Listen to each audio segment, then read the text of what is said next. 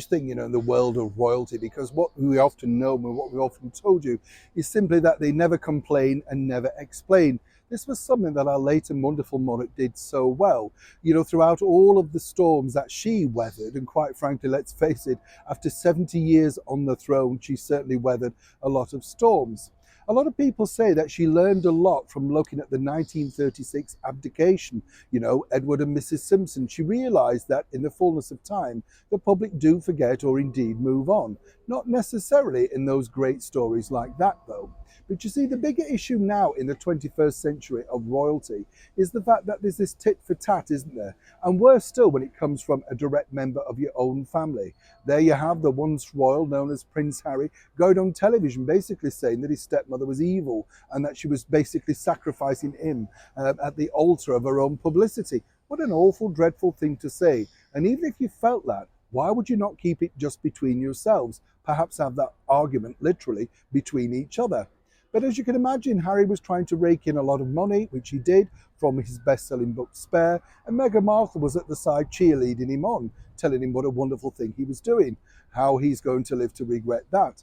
But there's a story circulating around right now, which I wanted to share with you, and it's all about, as I say, the sort of tit-for-tat scandal back, about, well, he said this, she said that. And this all cements on someone who has a very close insight within the British monarchy. Let me explain.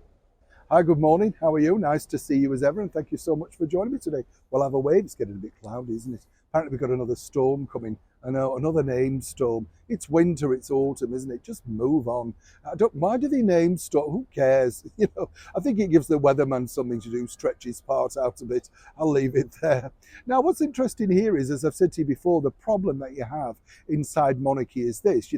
We do know, for instance, that when Prince William was openly asked, while on a charitable walkabout, did he feel that the British monarchy were in fact a racist family? Very much out of character, he said, we're very much not a racist family. Awful thing for him to have to say. All brought on by these two, Meghan and Harry. No two ways about it. They literally did dump that on him and Catherine. Terrible situation. But now the rumours are that Kate's uncle, Gary Goldsmith, is thinking about writing a tell-all book. So what's the true story? Well, let me tell you, he's been offered books for many years, as you can imagine. Here is a man who has something of a checkered past himself, but reaffirmed himself, moved forward, and made a very big success of his business and his life. And he wouldn't want to do anything to jeopardize that close relationship between his sister, Carol, and of course the Middleton family, but more importantly, William and Catherine. There's one thing that Gary is, and it's a staunch royalist. He truly believes in the monarchy.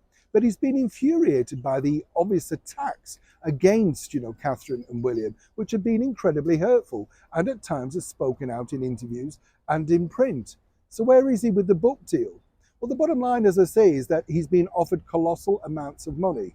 But I've been told by a very good source that William and Catherine have gently advised him to move away from this. They do not want this to be seen as a, here's my book, there's your book. You get the picture. And you can understand that, nothing's to be gained from that. Of course, he can't stop Mr. Goldsmith writing his own book, how he became successful, with possibly bon mots dropped in about the British monarchy along the way. But what they will advise, and I've been told this by a very good source, is to simply steer clear of attacking the twosome. They don't believe it will work, and more importantly, they don't think it's good for the monarchy moving forward. It's best left alone. That's where we literally are with that emerging story of the Gary Goldsmith book. As it develops, I'll share more with you. Neil Sean in the very heart of London.